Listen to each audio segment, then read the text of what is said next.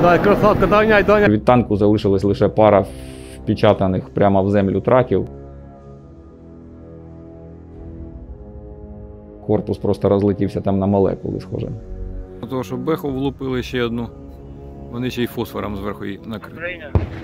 Відхід був дуже важкий, під безперервним вогнем противника.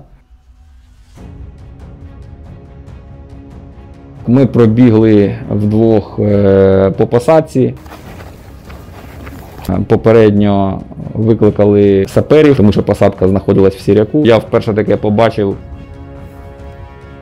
Плюс, привет. Как дела? У нас Кузя сделал плюс видео у тебя. Мій позивний Кузьма, я старший протитанкової мобільної групи. Ми воюємо з перших днів і останні місяці я та мої хлопці виконуємо протитанкові задачі на Донецькому фронті. Розкажіть, як для вас розпочалося повномасштабне російське вторгнення? Я народився та виріс в одному з промислових центрів України. Працював після отримання вищої освіти в одному з металургійних гігантів. Менеджером проєктів. Останнім часом починав машиністом ще в кар'єрі. З 23 лютого до мене надійшла інформація від моїх товаришів, які були на контракті в ЗСУ. У мене були такі зв'язки, оскільки я ще воював добровольцем в 2014-2015 році.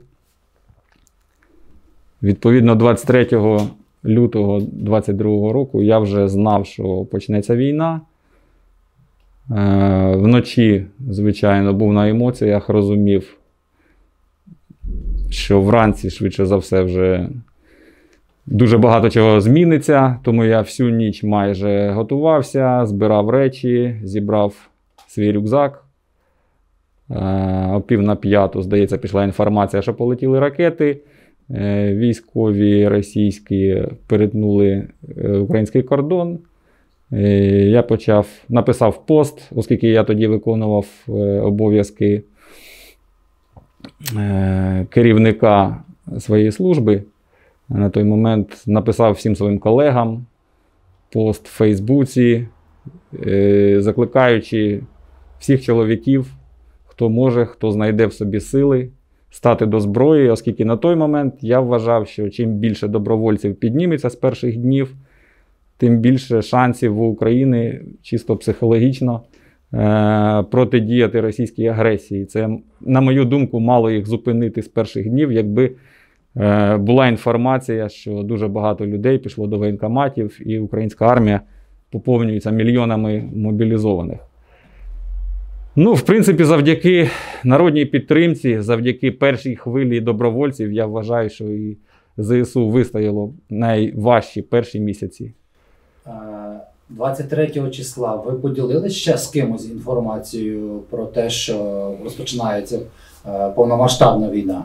Я ні з ким більше це не обговорював. Просто зібрав свої речі, підготувався сам, так би мовити, психологічно. Вранці я розбудив батьків о 5-й, свою дівчину, переговорив з ними, що треба так чи інакше. Треба бути до всього готовими, підготував їх психологічно, зібрав речі і поїхав в воєнкомат. По дорозі обдзвонив своїх друзів, колег, найближчих товаришів, хто був готовий зі мною вступити з першого дня до лав ЗСУ і боротися. Вже до обіду я прибув в частину, взяв з собою свого найкращого друга з роботи, мого колегу, він самий перший одізвався, попросив мене лише 1,5 години, щоб я йому дав, він зібрав речі, я за ним заїхав, ми заїхали в воєнкомат, взяли відповідні там папери і поїхали в частину. Перші найважчі бойові зіткнення з окупантами, коли ми вже безпосередньо там в близьких боях зіткнулися з їхніми наступаючими підрозділами, це було Славне, селище неподалік Донецька. Наші війська тоді, на жаль, вже відступали зі сторони Степного. Новотроїцького на другу лінію оборони. Вона не була нормально підготовлена, на жаль, заздалегідь. Тобто доводилось просто з ходу, з гарячу, хлопці виходили з посадок. Ми з моїм товаришем визвалися, пізно ввечері нас зібрали. Треба було 10 добровольців для нашого невеликого підрозділу, що разом з піхотою приймав безперервні бої, намагаючись утримати лінію оборони в цих місцях. Це на південь від Мар'янки до Новотроїцького.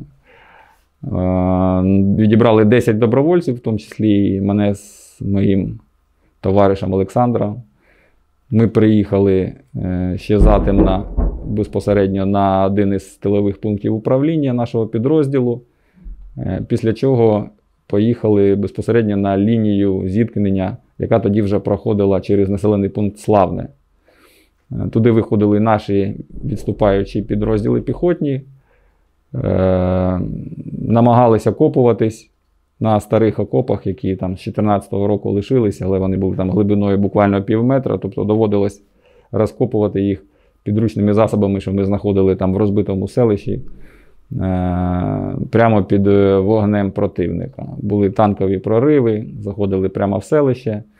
Тоді прийняли бій вперше наші протитанкісти. Я тоді ще ці задачі не виконував, але вже тоді перший танк підбив зараз мій безпосередній командир, який тоді був оператором ПТРК.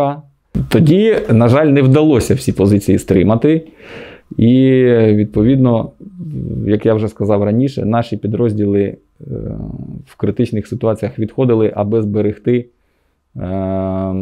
бойовий потенціал, аби зберегти основний бойовий склад, особистий склад. А втрати, звичайно, були, на жаль.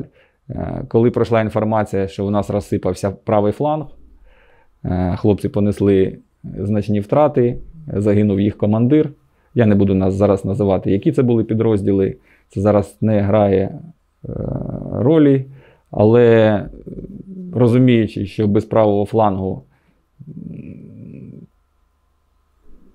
те, що посипеться наша оборона, це лише питання часу, наш командир тоді віддав зважене рішення, попередньо його обсудивши з вищим командуванням, що треба відходити на більший населений пункт, де буде легше закріпитися, в Новомихайлівку. Відхід був дуже важкий, під безперервним вогнем противника, великою кількісною перевагою бронетанкових військ. Та кількість броні, що лишилась в бойовому складі тоді у піхотної бригади, з якою ми взаємодіяли, використовувалась в основному для вивозу поранених. Ми просто схопили всі протитанкові засоби, в першу чергу імпортні, які могли з собою забрати, виповзти під вогнем противника з окопів, переповзти через селище і в пішому порядку вздовж дороги намагались відійти. Також хочу зауважити, що встигли ми вийти і за той вечір, в той же вечір того ж дня спробувати закріпитись в посадках. Кацапи за нами одразу не погнались, завдяки тому, що неймовірні дії пілота Су-25, фронтового бомбардувальника. Вперше я побачив дію авіації нашої на цій ділянці фронту саме тоді. Він прилітав тричі того дня і тричі відбомбився безпосередньо прямо з висоти 50-100, можливо, метрів. Залітав по балкам, ховаючись від ПВО і від винищувачів російських, які тоді абсолютно панували майже по всій Донецькій області. Він прилітав тричі за цей вечір, таким чином прикрив нас, трошки збив темп наступу російських бронетанкових колон. І це дало нам, виграв для нас деякий час, щоб ми мали кілька годин відійти, закріпитись і очікувати далі на ворога. Ти зараз виконуєш обов'язки командира групи, так, і знищуєте військову техніку. Як оце відбувся оцей твій шлях від піхотинця до протитанкіста? Я з самого початку був зарахований до роти вогневої підтримки в нашому батальйоні. Відповідно, нас по профілю перекидували. З самого початку рахувалося, що я зенітчик. Але за необхідності, оскільки більша нагальна потреба була в протитанкістах,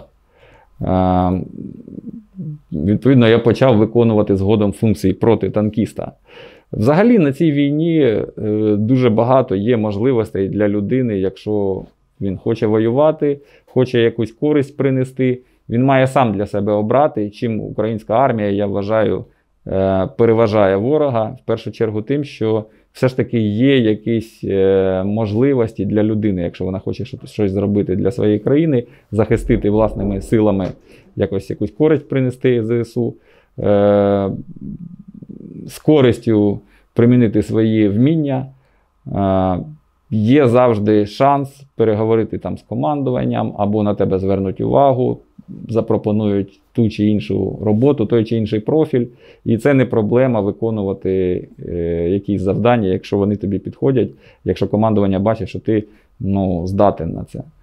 Тому згодом я просто, так трапилось, була потреба в протитанкістах, тому що були спроби прориву тоді, особливо до квітня місяця, лютувала авіація, але на той момент у нас зенітних засобів не вистачало. Було таке, що доходило там хлопцям нашим, доводилось із ДШК відпрацьовувати по гелікоптерах.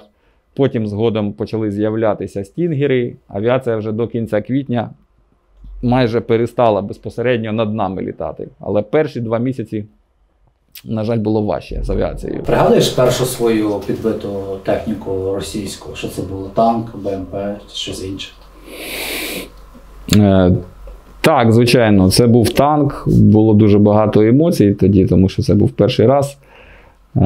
Як саме розкрили цю історію?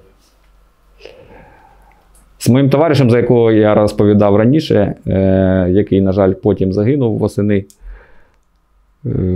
ми часто говорили, що в критичній ситуації, коли здавалось,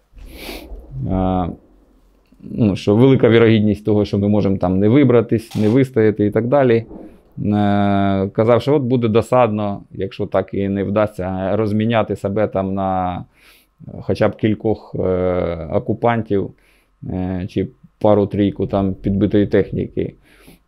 І коли перший раз вдалося все ж таки підстерегти кацапський танчик, це був Т-72Б3 2016 року модернізації.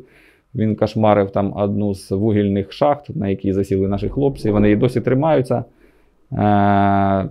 Це недалеко від Мар'янки відбулося. Ми приїхали туди, тому що піхотний розрахунок Джавеліну випустив 4 ракети і, на жаль, так і не змогли його вразити. Чому? Тому що попереду була ЛЕП, ракети реагували на цей ЛЕП, недостатня навченість, можливо, оператора теж завадила, тому що він казав, що в нього кудись ракети в бік уходять, з чим я ніколи не стикався. Не знаю взагалі, що там їм заважало. Це те, про що я вже казав, що краще треба готувати все ж таки операторів, відбирати їх психологічно, чи здатна людина на таку роботу, тому що доволі страшно, коли танк їде і постріли, це дуже шумно, це шокує будь-кого. І до цього неможливо звикнути. Треба все ж таки себе перебороти цей страх і намагатись тверезо оцінювати обстановку і ситуацію. Чи справді тобі установки і тобі як оператору заважає в даний момент якась безпосередньо небезпека, чи вогонь ведеться в твій напрям, чи можливо тебе не видно, просто цей шум трусе землю, да? Вони намагаються прорватися через якусь сусідню позицію, і в тебе є шанс в цей момент відпрацювати. І коли ти розумієш, що є все ж таки шанс відпрацювати, треба взяти себе в руки. Ти скористався цим сам? Так, ми пробігли вдвох по посадці, попередньо викликали саперів, тому що посадка знаходилась в Сіряку, щоб зайти за цю лінію ЛЕП, на яку реагували ракети що запускали до цього джавелінчики піхотної бригади. Вийшли за цей леп і відпрацювали танк. Від нього там майже нічого не залишилось. Башня улетіла за посадку метрів на 70. А від танку я вперше таке побачив, мабуть, він був повний БК перед черговою спробою штурму. Тому що від танку залишилась лише пара впечатаних прямо в землю траків, а корпус просто розлетівся там на молекули, схоже. На даний момент це вже 3 танки і 2 БМП, 1 МТЛБ і 1 БМП. Було влучання, але якимось дивом він поїхав. Є відео цього моменту, досі залишається загадкою. Ну, я сподіваюся, що кацапський екіпаж, як мінімум, контужений або 300 всі. Як часто, які емоції в тебе після того, коли ти розумієш, що знищений танк, а саме головне кваліфіковані танкісти, що немало важливо? Якщо чесно, це, мабуть, більше залежить від людини.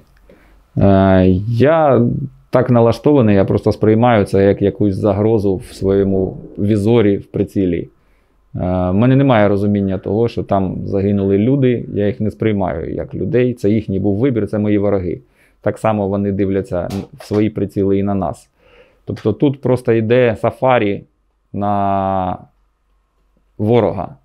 У мене язик не повертається їх назвати людьми, тому що це вороги. Йде сафарі на ворогів, хто кого вполює. І я роблю все для того, щоб ми були більш успішними в цій справі, ніж ворог. Коли ми підбиваємо техніку, особисто коли я роблю постріли і бачу, що є влучання, ну, звичайно, в мене в першу чергу я відчуваю якесь полегшення, тому що в ці моменти зазвичай дуже напружена ситуація. І по рації піхотні підрозділи вони запрошують підтримку, тому що вони теж там, ну, ви розумієте, це дуже напружені ситуації. Там стоїть питання, виживе та чи інша наша позиція чи ні. Залишаться хлопці на цій позиції, які там тримаються зараз, яких штурмують, живими чи ні. Ось в чому питання. І коли я знищую ворожу техніку, я бачу, що влучання і все вийшло. Я просто якесь мимоволі отримую полегшення, що, ну, вдалося зберегти життя своїх бійців на цих позиціях. Ти мав деякий досвід бойовий, так, воюючи добровольцем на початку російсько-української війни в 2014-2015 році. А чи є зараз поряд з тобою, хто гарно воює, так виконує бойові завдання, в тому числі по знищенню військової техніки окупантів, хто не має бойового досвіду, хто от з цивільного життя прийшов зразу на війну? Абсолютно немає значення, на мій погляд, був бойовий досвід до цього чи ні. Це, як на мене, в першу чергу психологічна готовність людини. Тому що треба себе налаштувати певним чином, треба забути на деякий час про своє цивільне життя, про своє майбутнє, яке ти планував, тому що воно відволікає. Якісь бажання і сподівання на майбутнє, твої плани, вони приносять лише зайвий страх це все втратити. Тому що інколи доводиться, ну, ризикувати. І коли ти зациклений і думаєш постійно про своє цивільне життя, що тебе там чекають і так далі, треба все ж таки, ну, як на мій досвід, як я роблю, абстрагуватися від цих всіх думок, забувати і хоча б на кілька годин просто жити війною, жити тою ситуацією, в якій ти зараз, обдумувати, як краще спрацювати і зайвий час не витрачати просто на ці всі страхи. Тобто треба підготуватись в першу чергу психологічно. Навіть якщо у людини не було бойового досвіду, все залежить від людини. Весь вільний час треба використовувати для самовдосконалення. Треба читати літературу, треба вивчати тактико-технічні показники техніки ворожої. Треба вивчати в Ютубі багато матеріалу, в інтернеті достатньо багато матеріалу, обмінюватись зі своїми побратимами з інших підрозділів, вивчати тактику ворога. Тому що кожні 1,5-2 місяці, це на фронті всім відомо, ворог, на жаль, постійно підлаштовується і змінює свою тактику. Треба вдосконалюватись і підлаштовуватись самому безпосередньо, щоб завжди бути кращим, щоб завжди бути на крок попереду. Лише це рятує. Рік повномасштабної війни, 9 років загальної російсько-української війни. Вас особисто, що надихає, що дає сили, хто надихає?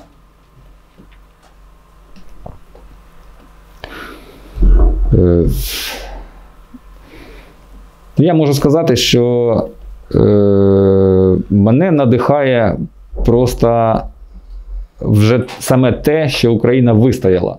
Тому що в перші тижні, звичайно, були страхи, була якась невпевненість, що Україна зможе вистояти під такою потужною навалою.